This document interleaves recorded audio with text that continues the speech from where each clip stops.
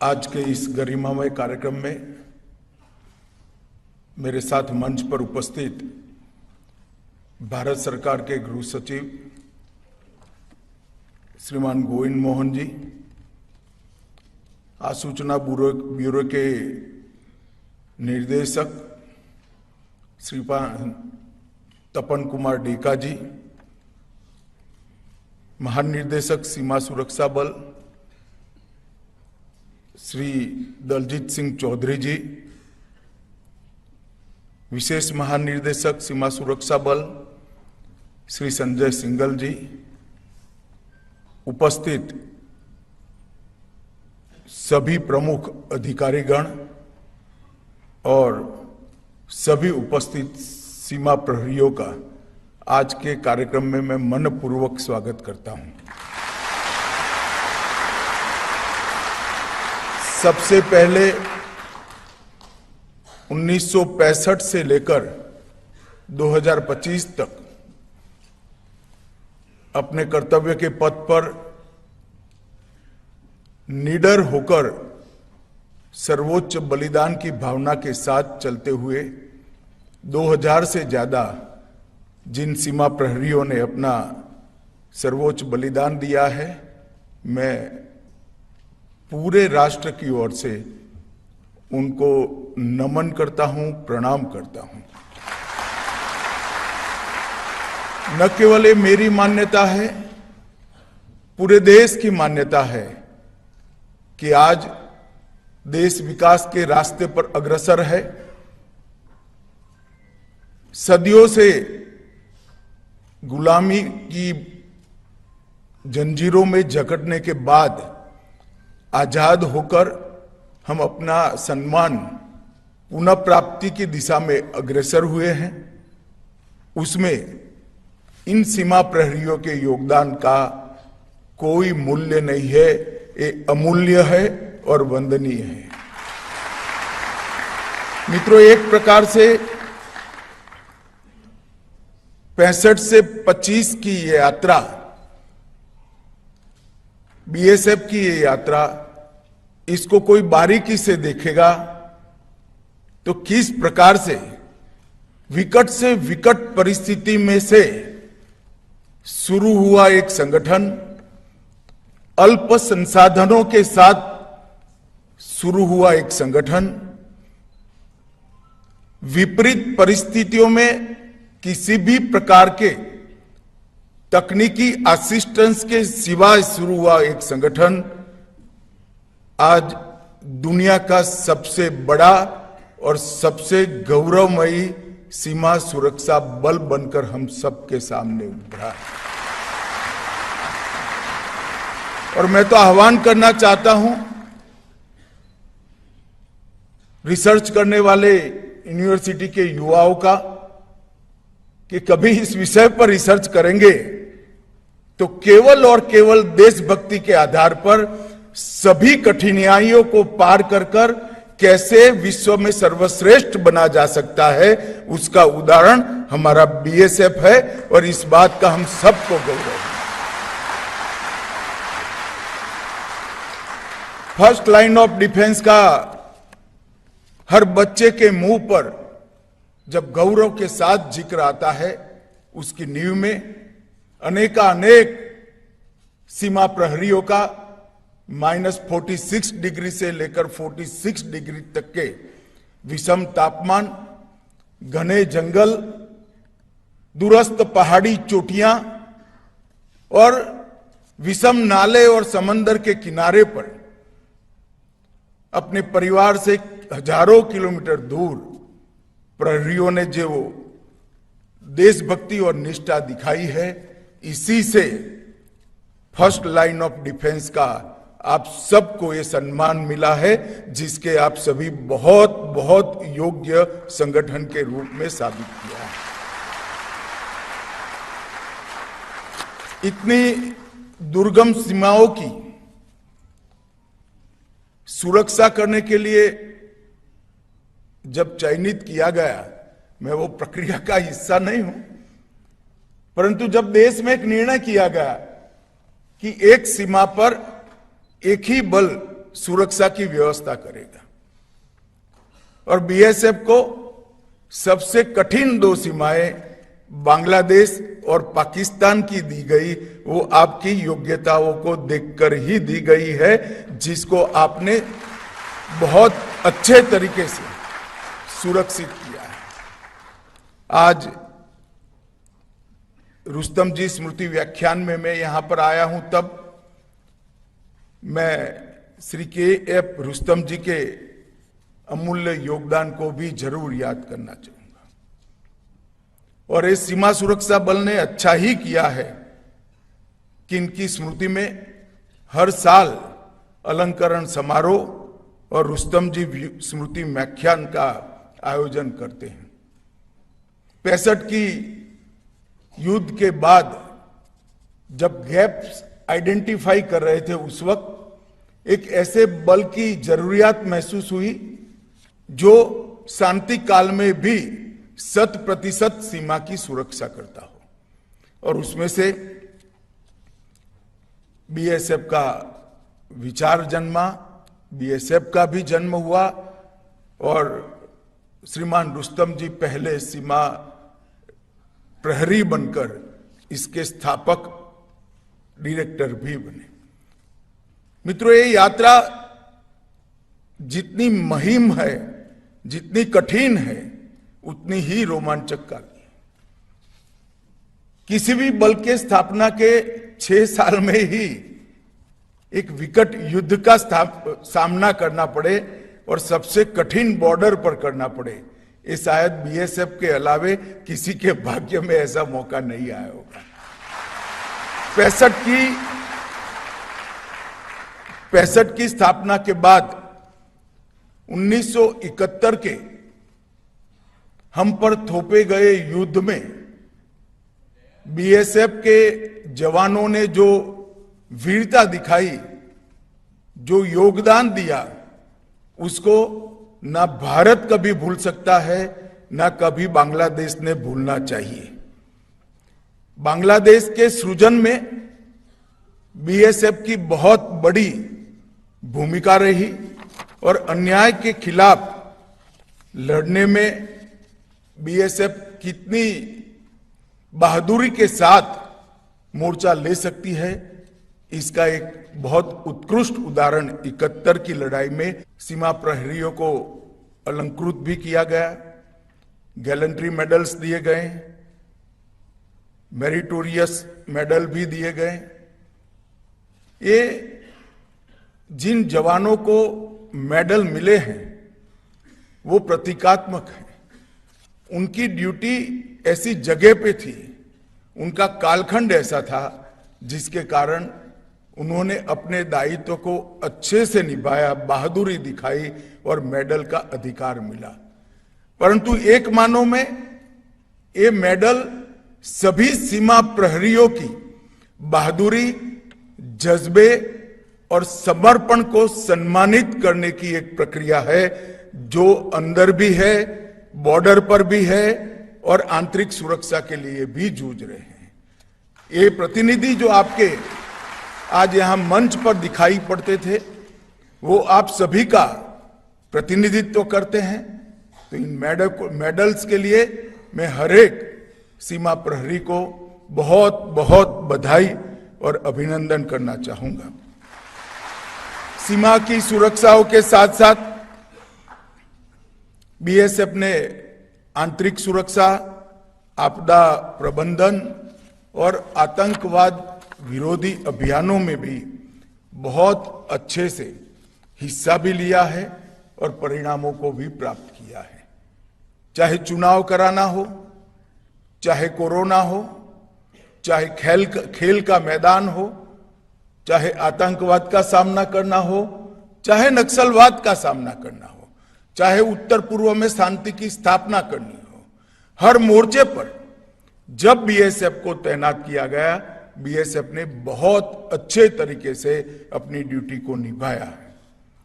मित्रों, आज मैं यहां आया हूं तब आज ये अलंकरण समारोह एक प्रकार से ऐसे समय हुआ है जब बीएसएफ और सेना ने एक अप्रतिम शौर्य का उदाहरण पूरी दुनिया के सामने प्रस्थापित किया है।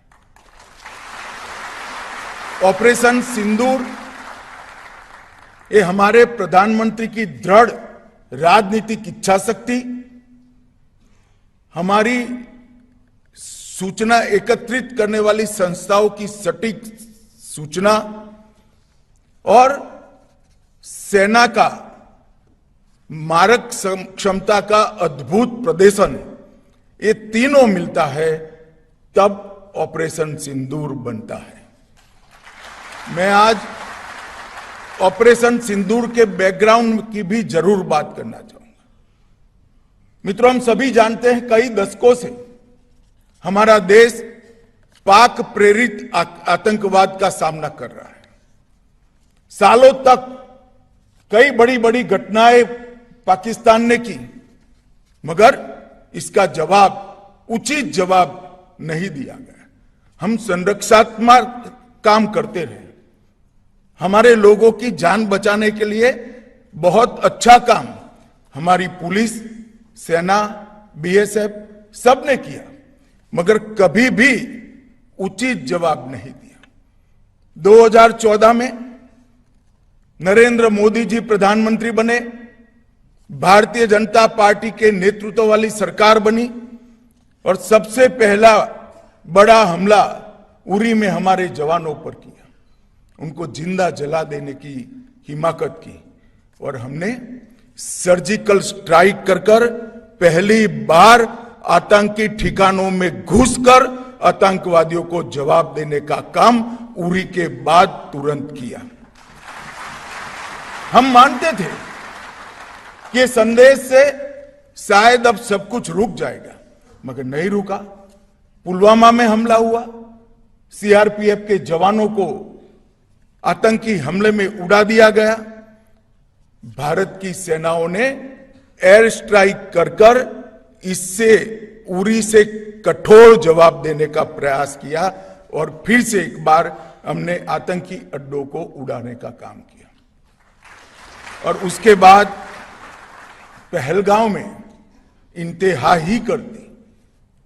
निर्दोष यात्रिकों को धर्म पूछकर अपने परिवार के सामने, परिवार के महिला सदस्य और बच्चों के सामने चुन चुन कर निर्ममता पूर्वक मारने का पाप पाक प्रेरित आतंकवादियों ने किया। और उस वक्त हमारे प्रधानमंत्री जी ने उनको कहा था, बिहार से कहा था कि इसका उचित जवाब दिया जाएगा और ऑपरेशन सिंदूर ये उसका जवाब है। आज पूरी दुनिया हमारी सेना की वीरता और मारक क्षमता की भूरी भूरी प्रशंसा कर रही है। और मैं आज इस मंच पर से सेना के उन वीर जवानों को, तीनों सेनाओं ने मिलकर जो पराक्रम किया है, वो सभी को समग्र राष्ट्र की ओर से मैं उनको अभिनंदन भी करना चाहता हूं और धन्यवाद भी कहना चाहता हूं कि आपने देश के स्पिरिट को वहां तक पहुंचाने का काम किया है जहां पहुंचाने की जरूरत थी। दुनिया भर में कई जगह पे आतंकी हमलों का जवाब दिया गया है, परंतु भारत ने जो जवाब दिया है वो एक प्रकार से अलग है। जब पहलगांव पर हमला हुआ, उसके बाद हमने 8 तारीख को ऑपरेशन सिंदूर लॉन्च किया। कुछ ही मिनटों के ऑपरेशन में हमने 9 आतंकी अड्डों को समाप्त कर दिया, जिसमें से 2 उनके हेडक्वार्टर थे। मगर उसमें बारीकी से समझने की यह बात है कि ना हमने पाकिस्तान के सेना के इंस्टॉलेशन को कभी तबाह किया, ना कभी एयरबेस को तबाह किया। हमने सिर्फ और सिर्फ आतंकी अड्डों को ध्वस्त करने का काम किया, जिन्होंने हमारी धरती पर गुनाह किया था। मैं फिर से एक बार कहना चाहूंगा, ना हमने सेना के हवा अड्डों को, स्थापनाओं को छुआ, ना उनके एयरबेस को छुआ। 8 तारीख को केवल और केवल पाकिस्तान में बसे जैसे मोहम्मद, हिजबुल मुजाहिदीन, लश्कर तैयबा और उनके हेडक्वार्टर, ट्रेनिंग कैंप और एक प्रकार से भारत में आतंकवादियों को घुसपैठ कराने के अड्डे को तबाह किया।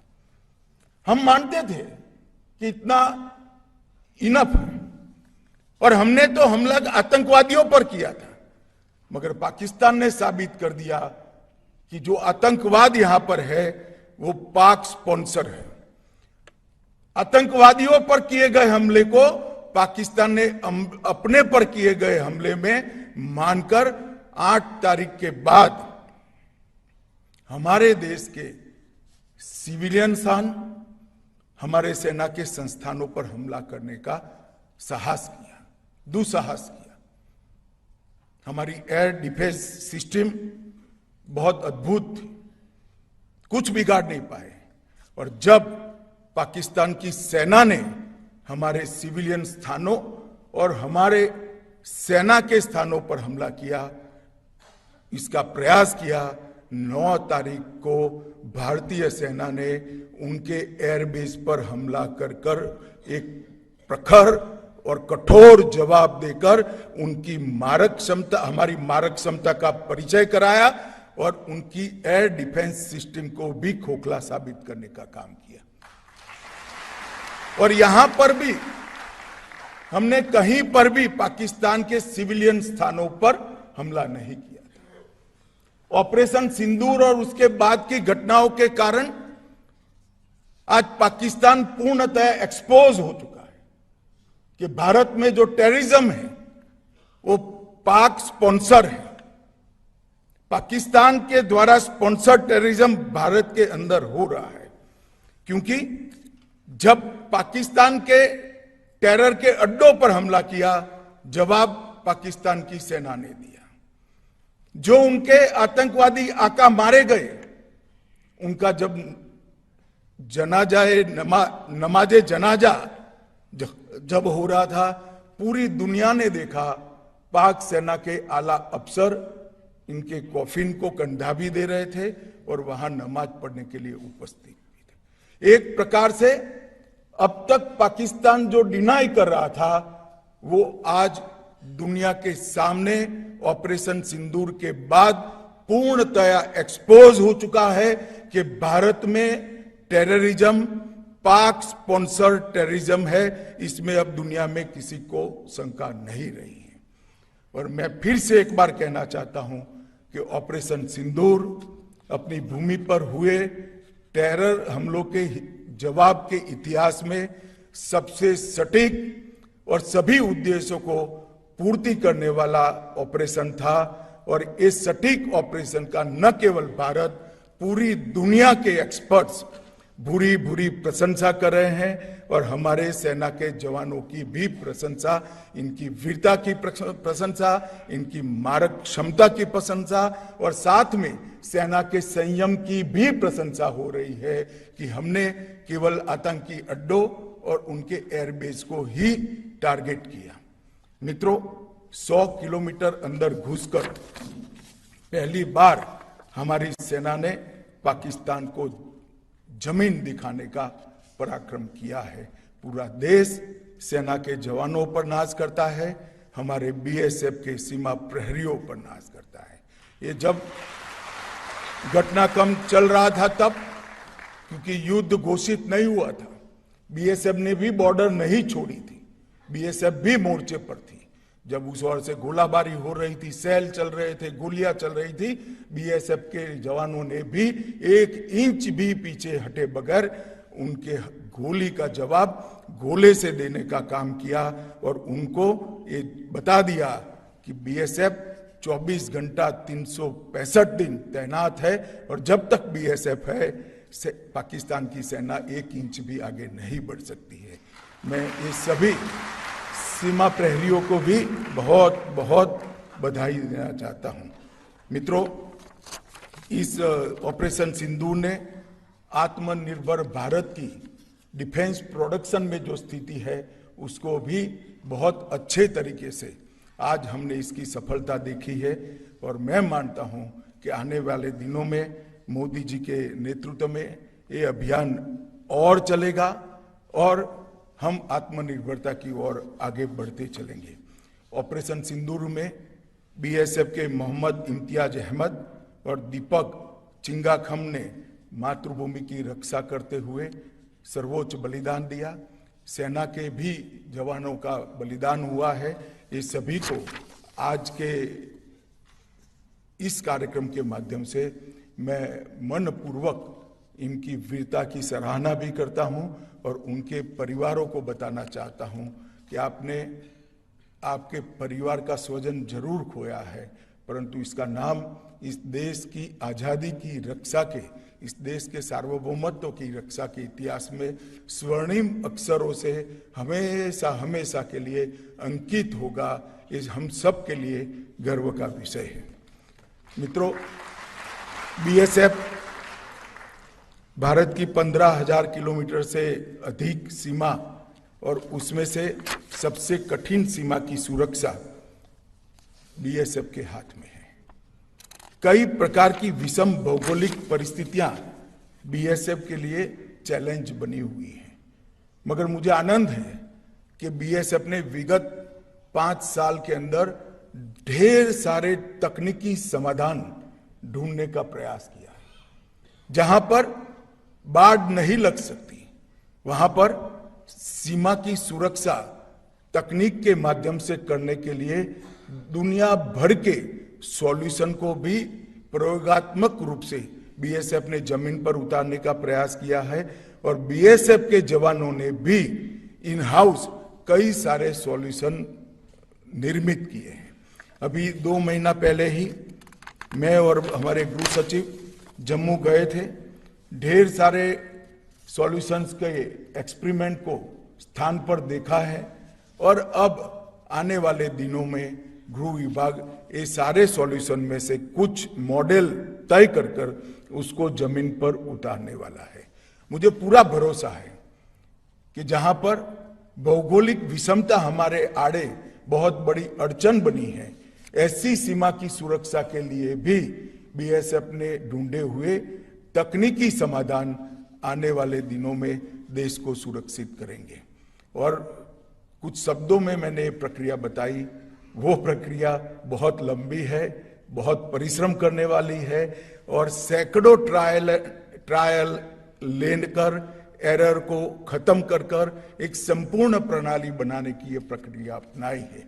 मैं आज इसलिए कह रहा हूं कि देश के नागरिकों को भी मालूम पड़ना चाहिए कि जहां नाले बस रहे हैं, नाले बह रहे हैं, जहां पर घना जंगल है, पहाड़ों की चोटियां हैं, जहां पत्थर है, ऐसी जगह पे जहां बाढ़ नहीं लग सकती, इसकी सुरक्षा के लिए भी बीएसएफ के जवान कटिबद्ध है और सतत पुरुषार्थ कर इसके तकनीकी समाधान ढूंढे हैं। बीएसएफ ने 1 दिसंबर 1965 से लेकर आज तक जो बीएसएफ का विकास हुआ है, लगभग 2,75,000 की नफरी के साथ थल, जल और वायु तीनों प्रकार के सुरक्षा के दस्ते बनाकर बीएसएफ आज दुनिया के सभी सीमा सुरक्षा बलों में सर्वोच्च स्थान पर खड़ा है। इसमें किसी को कोई शंका नहीं है।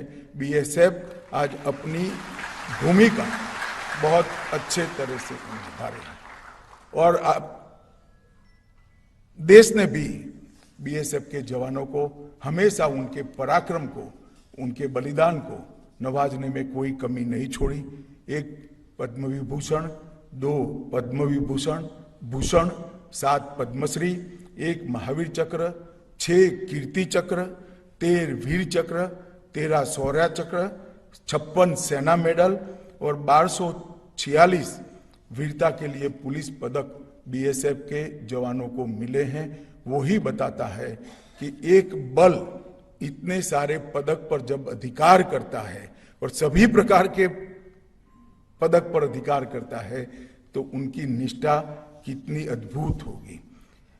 बीएसएफ ने लगभग 1,10,000 किलोग्राम ड्रग को भी ये 5 साल में पकड़कर नारकोटिक्स के खिलाफ की लड़ाई को भी मजबूत किया है और एक प्रकार से नक्सली अभियान में भी 78 से ज्यादा नक्सलियों को ये 5 साल में खत्म कर बीएसएफ ने बहुत बड़े नक्सल विरोधी अभियानों को भी अंजाम दिया है। काउंटर ड्रोन के लिए भी बीएसएफ ने कई सारी तकनीक, जो छोटे ड्रोन हैं जो स्मगलिंग के काम करते हैं, उनको रोकने के लिए, उनको गिराने के लिए, उनको जैम करने के लिए कई सारी तकनीक भी उन्होंने बनाई है। और आने वाले दिनों में जो कुछ भी जरूरियातें होगी बीएसएफ के माध्यम से सीमा की सुरक्षा करने के लिए, इसके लिए हमारा गृह मंत्रालय कटिबद्ध है। मित्रों, आज दिन है हमारे बीएसएफ के जवानों की वीरता को पुरस्कृत करने का, हमारे बीएसएफ के बलिदानी जवानों को श्रद्धांजलि देने का और उनके साथ मजबूती के साथ खड़ा रहने का। मैं सभी सीमा प्रहरियों को ये कहना चाहता हूं, नरेंद्र मोदी सरकार, गृह मंत्रालय और पूरा देश आपकी वीरता के साथ आपके पीछे चट्टान की तरह खड़ा है, आपका भरोसा भी करता है और आपका सम्मान भी करता है। और जब जब सीमा से कोई भी चीज के समाचार आते हैं और जब मुझे मालूम पड़ता है कि मेरा सीमा प्रहरी वहां उपलब्ध है, मौजूद है, तब मैं आराम से चैन की नींद सोने में कोई कसर नहीं छोड़ता, क्योंकि मुझे मालूम है सीमा प्रहरी है तो कुछ नहीं होने वाला है। नुकसान होगा तो सामने वालों का ही होगा, हमारे देश का नहीं होगा। फिर से एक बार 1965 से लेकर 2025 तक की ये पूरी बीएसएफ की यात्रा को मैं मनपूर्वक सैल्यूट करता हूं और आने वाले दिनों में भी देश अपेक्षा करता है कि इससे भी उत्कृष्ट बहादुरी और बलिदान की भावना के साथ बीएसएफ देश की सीमाओं की सुरक्षा करेगा। और मुझे विश्वास है, देश के विश्वास के प्रति आप निश्चित खड़े होंगे। रुस्तम जी साहब को फिर से एक बार मनपूर्वक याद कर मेरी वाणी को विराम देता हूं। नमस्कार।